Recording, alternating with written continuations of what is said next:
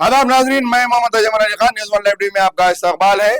आज रियासत तेलंगाना की कानून साज असम्बली और काउंसिल का इजलास शुरू हुआ है, जिसमें सबसे पहले जुबली हिल्स के एम गोपीनाथ एमएलए जिनका देहांत हो गया था, उनको खराज अकीदत पेश किया गया।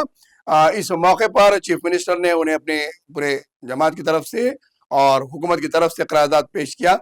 तो वहीं श्रीधर बाबू और पूनम प्रभाकर मिनिस्टर्स ने भी इन्हें भरपूर खराज अकीदत पेश करते हुए उनकी फैमिली के साथ पूरी हमदर्दी जताई है। तो वहीं पर केटी रामाराव जो बीआरएस के कारगुजार सदर है, उन्होंने भी इन्हें खराज अकीदत पेश करते हुए कहा है कि शहर तेलंगाना में ही नहीं बल्कि हैदराबाद के अंदर सबसे पहले जो पोस्टर्स लगाने का जो ट्रेंड शुरू हुआ एनटी रामाराव के दौर से, उसका सेहरा एम गोपीनाथ को पहुंचता है, जिन्होंने एनटी रामाराव के पोस्टर्स रविंद्र भारती की तरफ लगाए थे।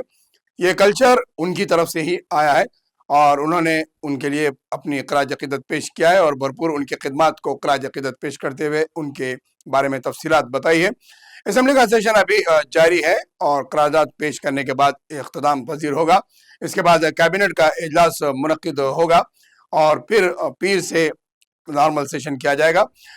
अब के ये असेंबली का सेशन और कानून साज असेंबली का सेशन दोनों में हंगामा कैज होने की जाहिर किया जा रहा है, क्योंकि कलेश्वरम प्रोजेक्ट की रिपोर्ट पेश की जाएगी और दीगर ओबीसी के तहफ़्फ़ुज़ात पर भी मुबाहिस होंगे। तो वहीं पर डिप्टी स्पीकर का इंतखाब भी अमल में लाया जाएगा। खास बात यह रही कि आज के पहले इजलास में केसीआर की अदम शिरकत रही।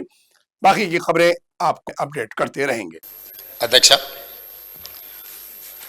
तमरी अनुमतिతో ఈ సంతాప తీర్మానాన్ని ప్రతిపాదిస్తున్నాను. తెలంగాణ శాసనసభ సభ్యులు శ్రీ మాగంటి గోపీనాథ్ గారి మృతి పట్ల ఈ సభ తన తీవ్ర సంతాపాన్ని వ్యక్తం చేస్తూ శోకార్తులైన వారి కుటుంబ సభ్యులకు ప్రగాఢ సానుభూతి తెలియజేస్తున్నాను. అధ్యక్ష, గౌరవ ముఖ్యమంత్రి గారు ప్రవేశపెట్టిన సంతాప ప్రతిపాదన బలపరుస్తూ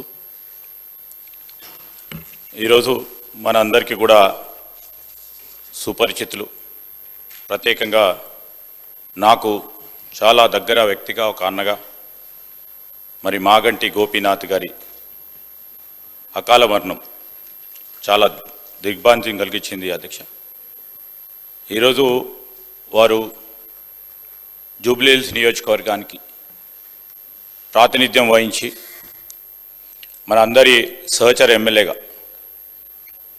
ఈరోజు మన మధ్యలో లేకపోవటం కూడా చాలా బాధాకరం. కేటీ రామారావు. స్పీకర్ సార్, ఈ సభలో సోదరుడు మా సహచరుడు హైదరాబాద్ నగర పార్టీ అధ్యక్షులు పబ్లిక్ పరంగా మాత్రం, అంటే ఇందాక ముఖ్యమంత్రి గారు అదేవిధంగా శాసనసభ వ్యవహారాల మంత్రి గారు చెప్పినట్టు, హైదరాబాద్ మహానగరంలో జూబ్లీ హిల్స్ అంటేనే ఒక సంపన్నులు నివసించే ప్రాంతంగా పేరుంది. అధ్యక్ష, హైదరాబాద్లోని హైదర్గూడలో 1963లో ఇక్కడే హైదరాబాద్ మహానగరంలోనే గోపీనాథ్ గారు జన్మించినారు. అధ్యక్ష, తర్వాత వారు ఇక్కడే చదువుకుని ఇక్కడే మరి ఉస్మానియాలో డిగ్రీ కూడా చేసి తర్వాత ఎన్టీ రామారావు గారికి వీర అభిమానిగా తెలుగుదేశం పార్టీ స్థాపించిన తర్వాత వారు రాజకీయాల్లో అడుగుపెట్టినారు. నాకు బాగా గుర్తుంది అధ్యక్ష, మేము చిన్నప్పుడు మన ఎమ్మెల్యేలకు ఇచ్చిన క్వార్టర్స్ ఏవైతే ఉన్నాయో బషీర్బాగ్లో, అక్కడ మా కుటుంబం అంతా ఉండేది. పెద్దలు కేసీఆర్ గారు ఆనాడు శాసనసభ్యుడిగా ఉన్నప్పుడు మొట్టమొదటిసారి 85లో న్యూ ఎమ్మెల్యే క్వార్టర్స్లో నివాసం ఉండేది. అధ్యక్ష, మేము కూడా అక్కడే ఉండేది. అక్కడ నుంచి బయటకు వచ్చి ప్రస్తుతం ఉన్న సెక్రటేరియట్ ముందుగా ఇప్పుడు ఎక్కడైతే అమరజ్యోతి ఉన్నదో అక్కడ మాకు ఎప్పుడో కటౌట్ కనబడేది. అధ్యక్ష, మొట్టమొదటి కటౌట్ బహుశా చాలామంది హైదరాబాద్లో చూసింది అదే అయి ఉంటుంది. ఎన్టీ రామారావు గారి నిలువెత్తు కటౌట్ పెట్టి కృష్ణుడి రూపంలో రాముడి రూపంలో పెట్టి కింద రాసి ఉండేది. అధ్యక్ష, మాగంటి గోపీనాథ్ అని చెప్పి రాసి ఉండేది. ఒక రకంగా చెప్పాలంటే హైదరాబాద్లో ఈ కటౌట్స్ కల్చర్ కానీ, రకంగా చెప్పాలంటే ఆనాడు తెలుగుదేశం పార్టీ అధికారంలో ఉన్నప్పుడు ఈ రకంగా మరి ఒక పర్మనెంట్గా అక్కడే పర్మనెంట్గా ఒక కటౌట్ తనకంటూ ఏర్పాటు చేసుకున్న నాయకుడు మాగంటి గోపీనాథ్ గారు. Minister for BC welfare Ponnam Prabhakar. అధ్యక్ష, మాగంటి గోపీనాథ్ గారి మృతి పట్ల సంతాపాన్ని ప్రకటిస్తూ పెద్దలు ప్రవేశపెట్టినటువంటి తీర్మానం ప్రకారంగా వారి కుటుంబ సభ్యులందరికీ కూడా సానుభూతిని తెలియజేస్తా ఉన్నాను. మేము 1999లో ఎన్ఎస్సి రాష్ట్ర అధ్యక్షుడిగా ఉన్నప్పుడు హిమాయత్ నగర్ అదేవిధంగా హైదర్గూడ ప్రాంతంలో ఎప్పుడు కూడా మాగంటి గోపీనాథ్ గారి బ్యానర్లు కనబడతా ఉండే.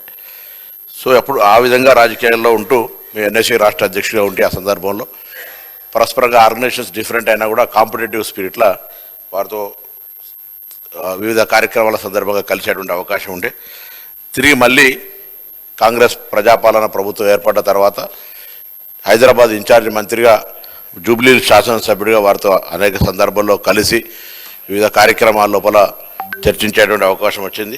మరి అకాలంగా అటువంటి సందర్భంలో వారు అనారోగ్యానికి గురై మరణించడం పట్ల తీవ్ర సంతాపాన్ని వ్యక్తం చేస్తూ వారి కుటుంబ సభ్యులందరికీ